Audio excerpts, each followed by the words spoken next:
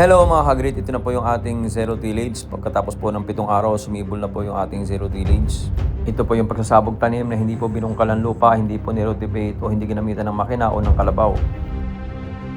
Una nga po, nag-spray tayo ng glyphosate na isang sardinas. Bawat tangke ng sprayer o 16 liters of water. Binumba natin yung mga pinag-anihan at saka yung mga ratun at saka yung mga sumibol na mga damo doon sa ating palayan. At nung nanilaw na nga po ang mga damo at ang mga palay ng mga sumibol, ay pinatubigan natin, sinarado ang mga pilapil at nag-spray po tayo ng bioenzyme, 2 takip ng bioenzyme per 16 liters of water. At after nga po nag-germinate yung ating binhi, ay sinabog na nga po natin ito dito sa ating field. Sinigurado ko po na basa-basa po ang lupa nung ako po ay nagsabog ng aking mga binhi.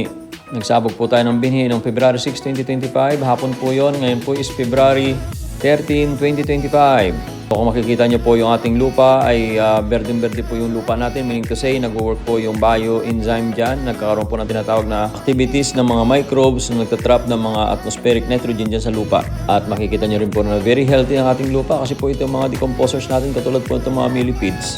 Physically makikita nyo po dyan at paikot-ikot at napakarami nila. Yan po mga millipedes ay kasama po sa mga nag-breakdown ng mga organic matters natin. Isa pong indication na hindi po namatay ang mga beneficial microbes at itong mga millipedes dito sa mga in-spray natin.